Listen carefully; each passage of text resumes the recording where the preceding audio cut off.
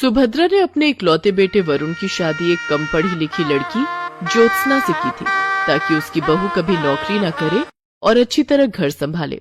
सब कुछ सुभद्रा की सोच के मुताबिक चल रहा था कि अचानक उसके बेटे वरुण की मौत हो गई। अब सुभद्रा अपनी विधवा बहू ज्योत्सना के भविष्य को लेकर चिंतित हो जाती है। ये जानने के लिए देखते हैं विधवा बहू की डोली। सुभद्रा देवी अपने बेटे वरुण की शादी की तैयारियां कर रही थी।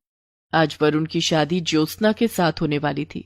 ज्योत्सना 10वीं पास थी, लेकिन घर के कामकाज में निपुण थी। धूमधाम से वरुण की शादी ज्योत्सना के साथ हो जाती है। ससुराल आते ही उसने घर और परिवार की पूरी जिम्मेदारी उठा ली। माँ बाबूजी, आप दोनों के लिए अदरक वाली चाय लाई हूँ। लाओ बहू, अदरक वाली चाय तो मुझे बहुत पसंद है। तुमने आते ही हम लोगों की पसंद और नापसंद का ख्याल रखना शुरू कर दिया। जी, इन्होंने मुझे सब बता दिया है कि आपको और माँ जी को क्या पसंद है और क्या नहीं। आप लोग चाय पीजिए, मैं नाश्ते की तैयारी करती हूँ। ठीक हूँ बहू। ज्योत्सना वहां से चली जाती है। उसके जाने के बाद वरुण की माँ, क्यों ना हम भी अपने घर में एक काम वाली रख लें। ज्योत्सना की मदद कर दिया करेगी। ज्योत्सना की अभी नई नई शादी हुई है, उसकी उम्र भी बहुत कम है। अभी उसके सिर पर जिम्मेदारियों का बोझ डालना ठीक नहीं है। उसकी कोई जरूरत नहीं है। हमारे घर में ज्यादा काम भी नहीं है। अभी से काम करने की आदत डालेगी तभी तो आगे चलकर सब कुछ संभाल पाएगी। जैसी तुम्हारी मर्जी। ज्योत्सना घर के सारे काम करती। सुबह उठकर सास और ससुर को उनकी दवाइयाँ, चाय देने से लेकर नाश्ता, खाना बनाना, कपड़े धोना, सारे काम वो अकेली ही किया करती। वरुण भी हर छोटे मोटे काम के लिए ज्योत्सना को ही पुकारा करता। ज्योत्सना, कहाँ हो तुम? मेरी पीली वाली शर्ट प्रेस नहीं है यार, मुझे आज वही पहनकर ऑफिस जाना है। आपके लिए लंच पैक कर रही हूँ, 2 मिनट में आई। ज्योत्सना भागकर झटपट वरुण की शर्ट पर प्रेस करने लगी। धीरे धीरे समय गुजर रहा था। सब ठीक ठाक चल रहा था कि एक दिन माँ, बाबूजी, कल मुझे ऑफिस के काम से चंडीगढ़ जाना है। 6 महीने वहीं रहकर काम करना है। 6 महीने? दरअसल पापा, चंडीगढ़ में हमारे ऑफिस की नई ब्रांच खुली है और मुझे उसका मैनेजर बनाया गया है। तो ज्योत्सना को भी अपने साथ लेता जा। पापा, अभी तो वहां जाकर मुझे खुद के रहने का इंतजाम करना होगा। मैं कुछ दिनों के बाद ज्योत्सना को वहां बुला लूंगा। माँ और पिता से बात करके वरुण अपने कमरे में चला गया। ज्योत्सना को चंडीगढ़ जाने की क्या जरूरत है? वो चली गई तो घर कौन संभालेगा? और वहां हमारे वरुण को कौन संभालेगा? सुभद्रा, ज्योत्सना अभी बच्ची है। अभी उसका समय वरुण के साथ हंसने खेलने में गुजरना चाहिए। गृहस्थी का बोझ उठाने के लिए तो सारी जिंदगी पड़ी है। इधर दूसरे दिन वरुण चंडीगढ़ जाने के लिए घर से निकल गया। सबने खुशी खुशी, लेकिन ज्योत्सना ने नम आंखों से वरुण को विदा किया। मेरा दिल बहुत घबरा रहा है, न जाने क्यों आपको कहीं जाने देने का मन नहीं करता।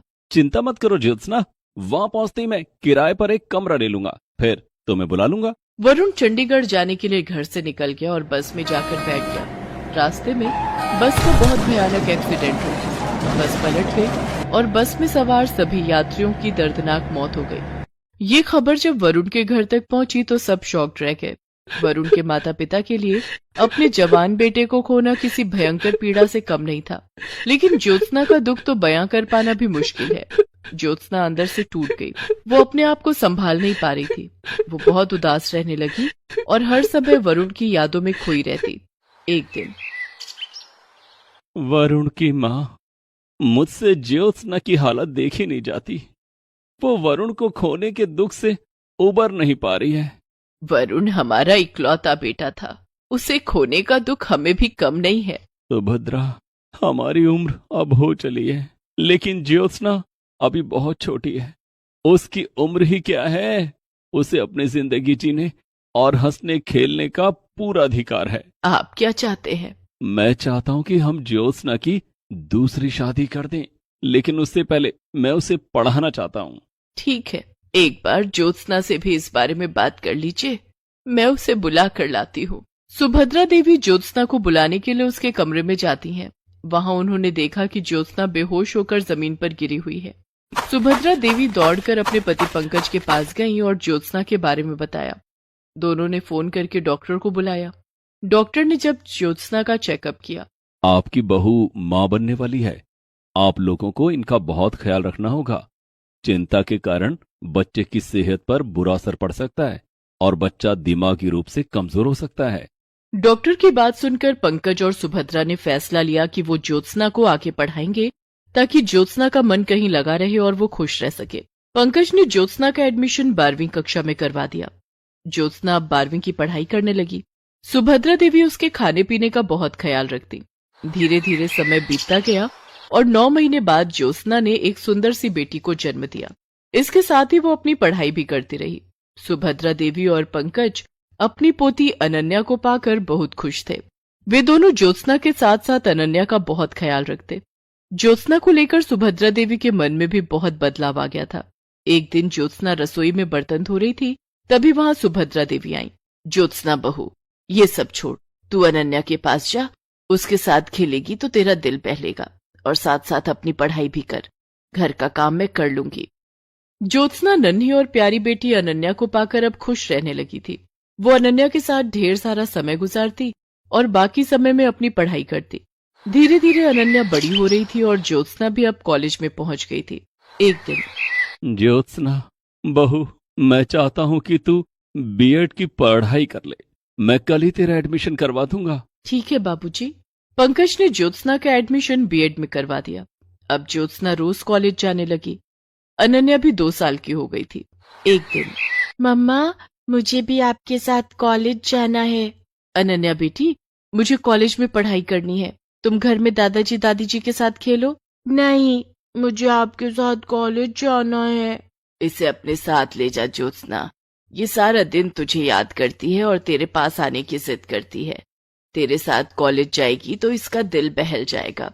उस दिन ज्योत्सना अनन्या को अपने साथ कॉलेज ले गई। ज्योत्सना की क्लास में सब अनन्या को बहुत प्यार करने लगे। कोई उसे चॉकलेट देता तो कोई उसके साथ खेलता। तभी ज्योत्सना ने देखा कि राजन अनन्या को अपनी गोद में लेकर उसके साथ बातें कर रहा था। राजन ज्योत्सना की क्लास में पढ़ता था। क्या बात है राजन, अनन्या परेशान तो नहीं कर रही है ना? अरे नहीं, बहुत प्यारी बच्ची है। इससे बातें करके मुझे अपना बचपन याद आ गया। तुम इसे रोज अपने साथ लेकर कॉलेज आया करो। अब ज्योत्सना रोज अनन्या को अपने साथ कॉलेज लाने लगी। धीरे धीरे राजन ने अनन्या के साथ गहरी दोस्ती कर ली। अनन्या के कारण राजन और ज्योत्सना में भी गहरी दोस्ती हो गई। दोनों एक दूसरे के करीब आने लगे। एक दिन की बात है, ज्योत्सना और अनन्या दोनों कॉलेज में थे कि तभी बहुत तेज बारिश होने लगी। ओह, अब मैं घर कैसे जाऊंगी? ज्योत्सना के चेहरे पर चिंता की लकीरें देखकर राजन उसके पास आया और बोला, क्या बात है ज्योत्सना, परेशान क्यों? देखो न राजन, बाहर कितनी तेज बारिश हो रही है। मैं अनन्या को लेकर घर कैसे जाऊंगी? बाहर बस स्टॉप पर भी पानी भर गया होगा। तुम फिक्र मत करो, मैं अभी ऑटो बुला कर लाता हूँ। राजन कॉलेज से बाहर गया। बाहर बहुत तेज बारिश हो रही थी और सड़क पर पानी भरा हुआ था, लेकिन राजन अपनी परवाह न करते हुए बड़ी मुश्किलों से एक ऑटो वाले को बुला कर लाया। चलो ज्योत्सना, अनन्या को लेकर इस ऑटो पर बैठ जाओ, मैं तुम दोनों को घर तक छोड़ देता हूँ। ज्योत्सना, अनन्या और राजन तीनों ऑटो पर बैठ जाते हैं और उस दिन राजन ने दोनों को घर तक छोड़ा। राजन, मेरे घर नहीं आओगे? मैं तुम्हें अपने माजी और बाबूजी से मिलवाऊंगी। हाँ, क्यों नहीं। राजन ज्योत्सना के घर आया। ज्योत्सना ने उसे पंकज और सुभद्रा से मिलवाया और बताया कि कैसे राजन ने तेज बारिश में भी भीगते हुए उसे और अनन्या को सुरक्षित घर तक पहुंचाया। ये तो तुमने बहुत अच्छा किया बेटा, वरना ये दोनों कॉलेज में न जाने कितनी देर बारिश रुकने का इंतजार करती रहती। राजन बेटे, तुम आते रहना और कॉलेज में ज्योत्सना का ख्याल रखना। उस दिन के बाद से राजन अक्सर ज्योत्सना के घर आने लगा और अनन्या के साथ ढेर सारी बातें करता। धीरे धीरे दोनों की पढ़ाई पूरी हो गई और उन्हें सरकारी स्कूल में शिक्षक की नौकरी भी मिल गई। एक दिन, सुभद्रा, क्या ज्योत्सना को अपनी जिंदगी नए सिरे से शुरू नहीं करनी चाहिए? आप क्या कहना चाहते हैं? मैं चाहता हूँ कि ज्योत्सना की शादी हो जाए, वो अपना घर बसा ले, अनन्या को भी पिता का प्यार मिल जाएगा। लेकिन ज्योत्सना से शादी करेगा कौन? मेरी नजर में एक लड़का है। हाँ, कौन है वो? राजन। राजन ज्योत्सना का बहुत अच्छा दोस्त है और वो अनन्या को भी बहुत प्यार करता है। लेकिन हमें इस बारे में ज्योत्सना और राजन से भी बात कर लेनी चाहिए। मैंने राजन को फोन कर दिया है, वो आज शाम को हमारे घर आएगा। हम राजन और ज्योत्सना दोनों से बात कर लेंगे। ठीक है।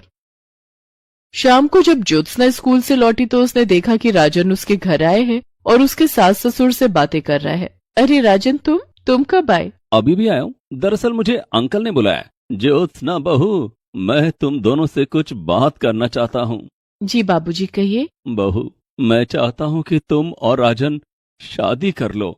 ये आप क्या कह रहे हैं बाबूजी? ये कभी नहीं हो सकता। ज्योत्सना बहू, बीती बातों को भूलकर आगे बढ़ना ही जिंदगी है। तेरे सामने अभी पूरी जिंदगी पड़ी है। हमारे बाद तेरा और अनन्या का ख्याल कौन रखेगा? राजन बेटा, ज्योत्सना अब मेरी बहू नहीं, बेटी है। क्या तुम जिंदगी भर इसका ख्याल रखोगे? अंकल, सच कहूं तो मैं ज्योत्सना और अनन्या से बहुत प्यार करने लगा हूं। मैं ज्योत्सना को अनन्या के साथ अपनाने के लिए तैयार हूं और वादा करता हूं कि उन्हें जिंदगी भर खुश रखूंगा। देर किस बात की? हम कल ही तुम्हारे घर आएंगे। तुम्हारे माता पिता से मिलकर शादी की तारीख पक्की कर देंगे। राजन के माता पिता सुभद्रा देवी और पंकज से मिलकर बहुत प्रभावित हुए। दोनों की रजामंदी से राजन और ज्योत्सना की शादी तय हो गई। सुभद्रा देवी और पंकज ने ज्योत्सना की शादी सास ससुर बनकर नहीं, बल्कि माता पिता बनकर की। पंकज ने ज्योत्सना का कन्यादान किया और ज्योत्सना को डोली में बिठाकर ससुराल विदा किया।